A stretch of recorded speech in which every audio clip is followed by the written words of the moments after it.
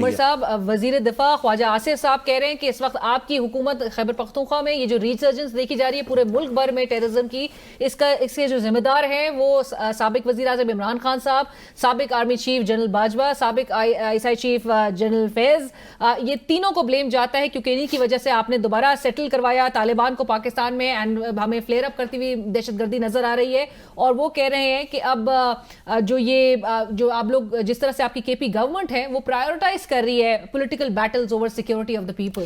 خواجہ آصف سے پوچھیں جس وقت 2018 میں الیکشن تو ہار گیا تھا، اس نے کس کو واٹس ایپ کیا تھا، کال کس کو ماری تھی اس نے؟ جنرل باجوہ کو جتانے کے لیے، اور اس کو جتایا گیا تھا واٹس ایپ پہ بھی. ابھی بھی اس کو فارم 47 کے ذریعے جتایا تھا، انٹیلیجنس ایجنسیز نے جتایا تھا. میں نام لیتا ہوں تو آپ کے چینل پہ مطلب آپ کے لیے مصیبتیں کھڑی ہو جاتی ہیں. میں ٹویٹس میں نام سارے دے دیتا ہوں، پر مسئلہ یہ. اور دوسری بات میں آپ سے کہوں کہ باڑ جو لگی ہے، سیاسی جنگ لڑ رہے ہیں آپ کے لیے لوگ جو ہیں وہ خواجہ آصف کو تو یہ نہیں معلوم کہ وہ کہاں سے کیا بات کر رہا ہے، وہ تو ہوش میں نہیں ہوتا. میں نے پہلے بھی کہا ہے کہ وہ اپنے آپ کو کہتا ڈیفنس منسٹر ہے، پر اس کو کوئی وہ خچروں والی ایک وہ ہوتی ہے نا، وہ یونٹ ہوتی ہے، وہاں پہ وہ خچریں چلانے کے لیے رکھتے ہیں. ٹھیک رہے گا. چلیں، اگر وزیر دفاع کی سٹیٹمنٹ کو آپ اتنے سنجیدگی سے نہیں لے رہے ہیں، عرفان صدیقی صاحب کہہ رہے ہیں کہ اب یہ اٹس ہائی ٹائم تمام سیاسی جماعتوں کو اکٹھے ہونا ہوگا. جو اس وقت ملک میں صورتحال نظر آ رہی ہے، سیاسی مفادات، سیاسی سوچ کو تھوڑی دیر کے لیے ایک طرف رکھ کے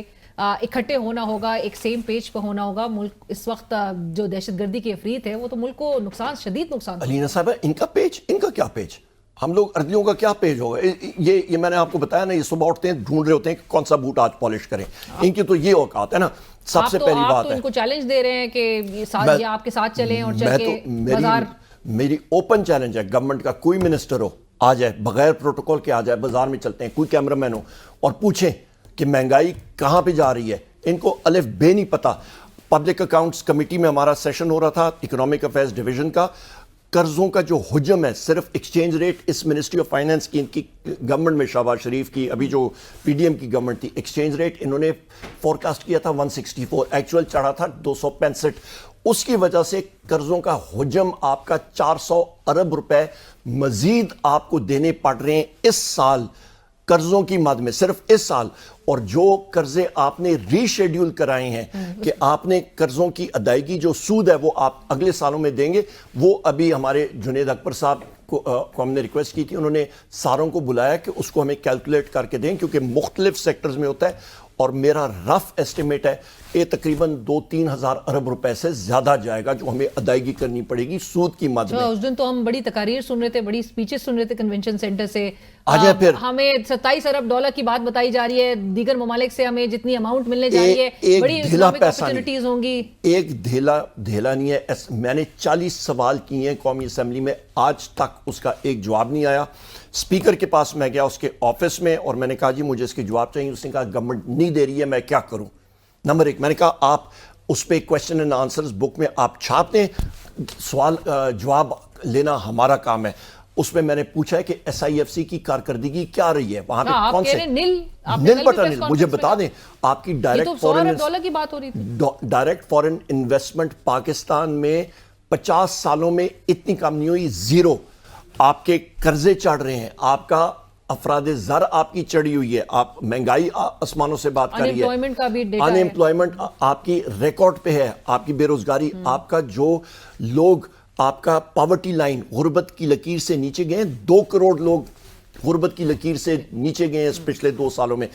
20 لاکھ نوجوانوں نے پاکستان چھوڑ دیا. فی کس 40 لاکھ روپے وہ دے رہے ہیں. دونوں کو ضرب دیں اور 275 سے ڈیوائڈ کریں، 27 ارب ڈالر پاکستان سے کیش یہاں سے نکلا ہے. اور یہ کشکول لے کے آئی ایم ایف سے 1.5 ارب ڈالر مانگ رہے ہیں. یہ کہاں کی وہ ہے؟ پر سر وزیر اعظم شہباز شریف صاحب کے لیے تو کامیابی کا معیار یہ تھا کہ آپ لوگ نے 1 سال میں ان کے خلاف کوئی بھی اسکینڈل آپ لوگ سامنے نہیں لے کر آ سکے. وہ کہہ رہے کامیابی ہماری. شہباز شریف سے یہ پہلے پوچھیں کہ آپ نے جناب محسن نقوی چیف منسٹر تھا اور ابھی ہی اس پچھلے سال اس مالی سال میں جو ویٹ کا سکینڈل ہوا ہے تقریباً 450 ارب روپے کا، اس کا ذمہ دار کون ہے؟ انہوں نے اس کو brush under the carpet brush کر دیا. ندیم افضل چند صاحب کہہ رہے ہیں 1700 ارب روپے تک وہ مدعی بننے کو تیار ہے. وہ سامنے آئے نا.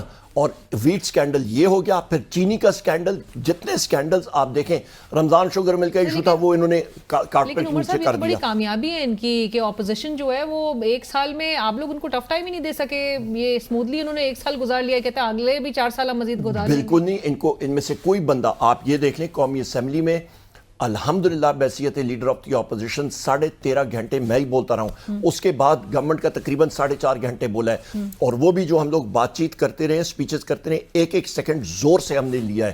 قومی اسمبلی میں کوئی آسان کام نہیں ہوتا کہ اسپیکر سے آپ مائک لے لیں, یہ ریکارڈڈ تقاریر ہے.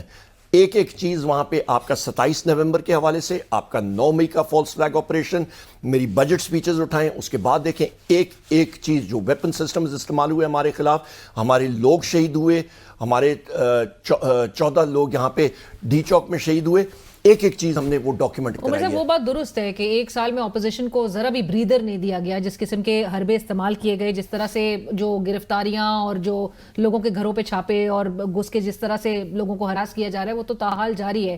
بٹ ایک سال میں اپوزیشن کی اگر کوئی ایک کامیابی کا پوچھا جائے, کوئی کامیابی اس وقت ہے؟ سب سے بڑی کامیابی یہ ہے کہ ہم نے ان کو فورس کیا ہے کہ یہ ایڈمٹ کریں کہ ملک میں افراتفری ہے. اور جب یہ عرفان صدیقی ہو گیا, یہ باقی یہ کہہ رہے ہیں کہ جی ساتھ بیٹھیں, تو اس کا مطلب ہے کہ پرائیویٹلی یہ لوگ ہمارے ساتھ, ان کے گورنمنٹ کے ممبران آ کے ہمیں کہتے ہیں کہ ہم لوگ کہاں پہ پھنس گئے ہیں, بند گلی میں پھنس گئے ہیں, ہم لوگ بول نہیں سکتے ہیں. گورنمنٹ خود, ان کے ممبران خود یرغمال بیٹھے ہوئے ہیں علینا صاحبہ, ان کے پاس کوئی روم نہیں ہے, اور یہ چاہتے ہیں کہ آپ لوگ ان کے ساتھ آ کے کچھ مذاکرات کے ذریعے ہی معاملات کو آگے لے کر بڑھیں. یہ تو ہم تو آزاد پنچھی ہے نا, یرغمال تو یہ بیٹھے ہیں, یہ تو سارے کے سارے فارم 47 کے ذریعے ہیں. ان کی ٹوٹل سیٹیں 17 ہیں, 17 سیٹوں سے اوپر 17 سیٹس, دیٹس اٹ, یہ ان کی اوریجنل سیٹس ہیں. اس کے علاوہ ساری کے ساری ان کی فارم 47 کی سیٹس ہیں. مجھے پھر بتا دیں, مطلب یہ تو ایک ایمکو کی دنیا میں رہ رہے ہیں. رائٹ. عمر صاحب, لاسٹ میں ڈونلڈ ٹرمپ کی طرف سے جو بڑا پاکستان کو, اور آج بھی سینیٹر عرفان صدیقی صاحب بھی کہہ رہے تھے, ہم نے ایک بہت بڑا دہشت گرد امریکہ کے حوالے کی ہے, امریکہ نے اس کو ایکنالج اور اپریشیٹ کیا. ہمارے لیے خوشی کی بات ہے کہ ہمارے اس ایفرٹ کو جس طرح ویلکم کیا جانا چاہیے تھا, ڈونلڈ ٹرمپ صاحب نے کیا ہے. پاکستان تحریک انصاف کے لیے کوئی الارم بیلز؟ کوئی نہیں جی, میں نے بتایا نا جی, یہ وہ رچرڈ گرینل ٹویٹ کرتے تھے تو پاکستان تحریک انصاف بڑا سیلیبریٹ کرتی تھی. کوئی ہم نہیں کرتے, ہم لوگ صرف, میں کہتا ہوں ان کی عادت یہ ہے کہ صبح اٹھتے ہیں, صبح یہ دیکھتے ہیں کہ جی کوئی بوٹ ملے اس کو پالش کریں, کوئی نہیں ملتا تو اے ڈی سی کا بوٹ یا ملٹری سیکرٹری کا بوٹ صبح یہ پالش کرنے لگ جاتے ہیں. پاکستان کی اگر تعریف کریں, should they be concerned؟ ویسے یہ سیلیبریٹری مومنٹ ہے. دیکھیں جی, میں آپ کو بتاتا ہوں, یہاں پہ ایمل کانسی کو پکڑا گیا, اس کو ڈیو پروسیس کے بغیر بھیجا گیا. آپ کا ریمنڈ ڈیوس کا کیس آپ کو یاد ہوگا, ٹھیک ہے, وہ یہاں پہ اس نے قتل کر کے وہ یہاں سے نکالا گیا تھا, اور آپ کی انٹیلیجنس ایجنسیز نے اس کو فیسیلیٹیٹ کیا تھا, اور آصف زرداری کی گورنمنٹ پیپلز پارٹی کی تھی, انہوں نے فیسیلیٹیٹ کیا تھا. ریمنڈ ڈیوس امریکہ میں کہیں پہ اس کی کار پارکنگ کے اوپر یا کہیں پہ جھگڑا ہوا, اس کو اریسٹ کیا تھا. وہاں پہ لاز وہاں پہ لگتے ہیں, یہاں پہ نہیں لگتے. اس کے علاوہ آپ کے 1-2 اور کیسز مجھے یاد نہیں ابھی آ رہے ہیں, پر ان لوگوں کو بھی یہاں سے ایکسٹریڈائٹ کرایا تھا. اچھا, ابھی آپ آ جائیں, آپ کا جو ایشو ہے ہمارا, جو ہم لوگ سویپ انڈر دا رگ کر لیتے ہیں نا, جب ہم لوگ آئین اور قانون کی بالادستی کو نہیں دیکھتے ہیں, مطلب جب تک ہم لوگ we do not call a speed, اور یہ ساری چیزیں قوم کے سامنے رکھیں گے نہیں, جب تک ہم لوگ ایک قوم, ہم لوگ بار کیوں کہہ رہے ہیں علینا صاحبہ کہ ہم لوگوں کو آئین اور قانون کی بالادستی چاہیے, ہم لوگ پاور پالیٹکس میں نہیں انٹرسٹڈ, ایک چیز پہ ہمارا موقف ہے, آئین اور قانون. اس دہشت گرد کی حوالگی پہ اپوزیشن کا کیا موقف ہے؟ دیکھیں, سب سے پہلی چیز یہ ہے کہ ہمیں حقائق تو پتہ چلے نا, کون ہے, کہاں سے پکڑا گیا ہے, کیوں پکڑا گیا ہے, یہاں پہ کر کیا رہا تھا, کس نے پوائنٹ آؤٹ کیا, انفارمیشن کدھر سے آئی, کتنی دیر سے یہاں پہ تھا, اچانک اس نے بارڈر کراس کیا, اچانک ان کو پتہ لگا اور پکڑ لیا. یہ سارے حقائق ہم لوگ کو شیئر کرنا ضروری ہے نا. آپ ویلیو ججمنٹ, ابھی ہم لوگ, آپ یا میں, ہم لوگ سارے, مطلب ایک ساری انفارمیشن کے بغیر ہم لوگ کیسے کوئی وہ کر سکیں. یہ ساری چیزیں ہمیں چاہیے, اور گورنمنٹ کو سامنے آنا چاہیے کہ جی یہ شخص, اس نے اتنے دیر سے یہ اس جگہ پہ مقیم تھا, یہ اس شخص کی یہ آئیڈینٹی ہے, اس کو ہم نے اس دن پکڑا تھا, اس کو کورٹ کے سامنے پروڈیوس کیا گیا تھا, وہاں سے اس کی ایکسٹریڈیشن کے لیے ریکویسٹ آئی تھی, اس کو ہم نے اس طریقے سے کورٹ کے پروسیجر کو بروئے کار لاتے ہوئے ہم نے ایکسٹریڈیٹ کیا. وہ چیزیں سامنے لائے نا, وہ چیزیں کچھ نہیں ہیں, مطلب کن رہی ہیں, وہ کس لیے انہوں نے مطلب وہ پروٹیسٹ کر رہی ہیں.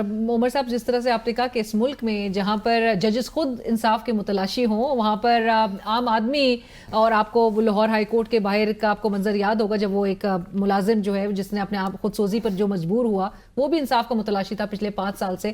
بٹ افسوسناک ہے, اور سیاسی جماعتوں کو سے امید یہی کی جاتی ہے کہ ایک سیم پیج پہ آ کے, ایک یونائٹڈ ایک فرنٹ پہ آ کے, ایک یونیفائڈ اپروچ کے ساتھ ملک کی معاملات کو آگے لے کر بڑھیں. لیکن اگین یہ بھی حقیقت ہے کہ اپوزیشن کو اس ملک میں اپوزیشن کرنے نہیں دیا جا رہا. عمر ایوب خان صاحب, thank you so much for joining us on the show.